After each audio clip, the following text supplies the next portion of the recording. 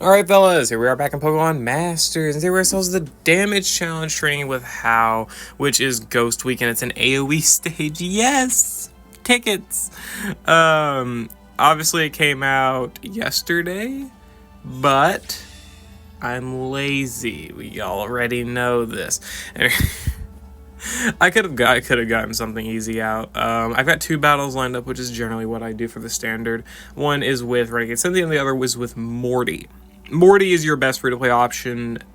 Maybe Fantine is better, I'm not quite sure, but Morty's super easy to set up. Like, if you got a 1 out of 5 Red and Snorlax, then even with a whole lot of, I guess, bad RNG, obviously under some conditions and pretenses, you can still get Morty to work just fine. Like, the dude's got Innate Haymaker and a Blind Spot with 3 Sync nodes, and a 423 attack stat without level 150, and, you know, it's Crit Strike too. He can easily get 1 million. No problem there.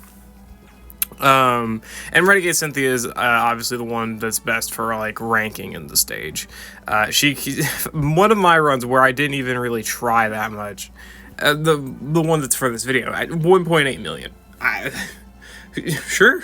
Right. But I just used Gardenia and Colress. I made the setup myself. I didn't look for any specific help. I didn't look for any of the channels. I just made the setup, maximized Cynthia's nuke, and just got 1.8 million for free. Cynthia's 100% your best option. She's got great multiplier. She's not easy to set up because she does have Smarty Pants, right, which is pretty annoying, but at least she hits on the physical side, so Colress is still doing a thing, right? He's not actually here. He's here for defense debuffs as well, and not just the Thunderwave spam, like Morty, or not Morty, Barry, but whatever. So yeah, I got the 2 battles lined up. Let's go ahead, hop into them, and we'll talk a little bit more about them when the battles start, I guess.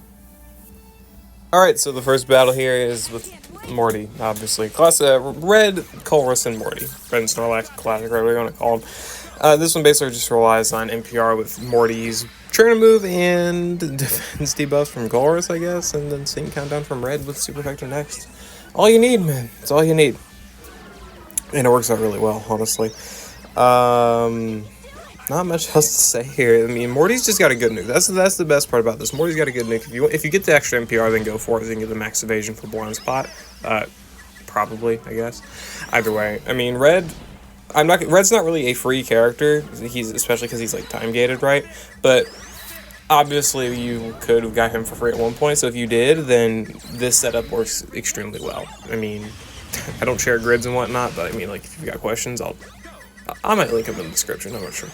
Anyway, this actually works very well together because Morty's got evasion buffs, which means that besides the AoE moves, which these fucking stages love to spam, you're for the most part able to dodge enemies like Store Powers, Hexes, and whatever else they may send your way. Like Hex there, you know, Store Power is what Raichu has mostly, and then of course there's like Surf and Earthquake and that type of bullshit, which that's fine, right?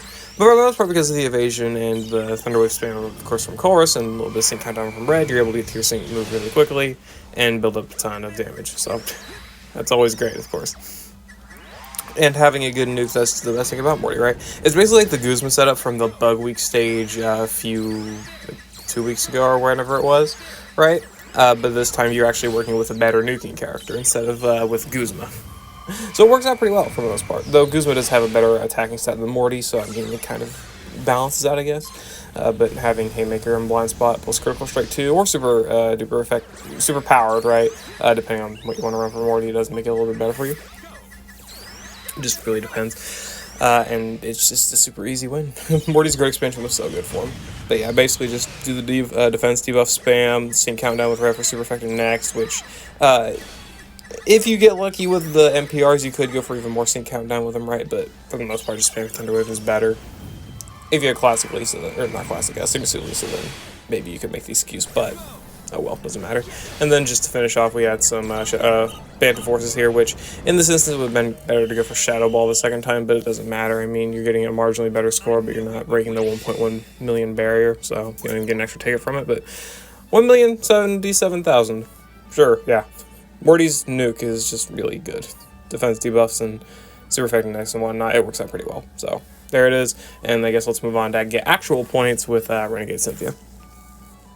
And the second setup is with, of course, I said this already, Renegade Cynthia and Gardenia and Colress. So we were able to use Gardenia's Metal Stone for the AoE special defense debuffs to activate Cynthia's Smarty Pants. We were able to use Colress's physical defense debuffs for the actual nuke because it's physical, right? So yeah, she has a special multiplier, but it is a physical nuke. I get what they were going for, but no, respectfully. Right. Going for the training of NPR here is good. You could, whichever you want to choose, you could go for evasion buffs with Gardenia's random buffs applied to the team, or you could go for attack debuffs, meaning you don't have to go for the training of NPR with Cynthia. Completely up to you, frankly. If you're copying the setup, right? Of course, there's probably a better way to do it. Doesn't really matter, but whatever. So now I've got -6 defenses, -6 special defenses, and now we're to the point where we're spamming Thunder Wave.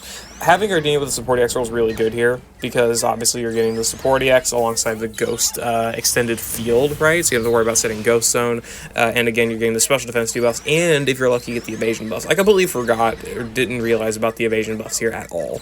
So the fact that we got them was really lucky, because that actually saved us a whole hell of a lot of time towards the end. And if you get even more lucky with the dodges and whatnot, you can probably squeak out an extra nuke with this specific setup, which maybe I'll try. I'm not really sure, but there it is, like the Hex dodges, right? Not even the paralysis is what's happening. We're getting dodges, which is extremely crazy, extremely lucky, right? Just allowing Colress to do even more Thunderwave spam, which is always amazing. And even without super effective next, Cynthia's nuke is so damn good. She's got innate Ghost Zone for 100% of a multiplier, Smarty Pants for another 100% with fully activated, and then Brain Sync 5 alongside 2 sync nodes and like 450 offenses or 470. I think it's like 470 offenses with the EX roll or something like that. But yeah, we're already at 1 million, and we've still got another sync nuke to get in with Cynthia here. She's cracked, right? Mama's cracked. We got it. And with the EX, yeah, she's got 420. No, didn't give the strike on. Trying to look at this. Yeah, 1.7 million here, and just barely didn't get in.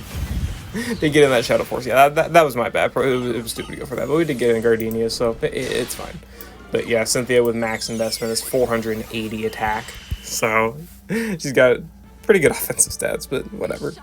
I'll probably retry this setup, try and go for more evasion buffs with Gardenia, though that's going to be really hell on the RNG for the beginning, and you still have to actually get lucky enough to dodge, right?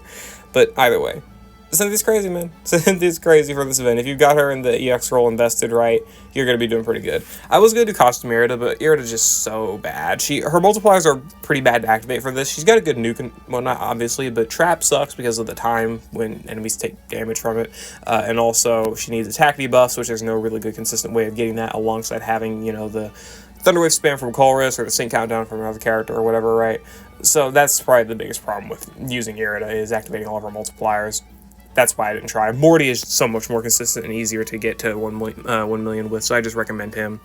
But yeah, whatever. That's my thoughts about this battle challenge, damage challenge rather. It's not too difficult with the, obviously, target unit. I think, what's next? Is it flying, I think? Single target? That'll be fun. Anniversary Skyla time. But yeah, see you later. Hope you all enjoyed. Good luck on your battles.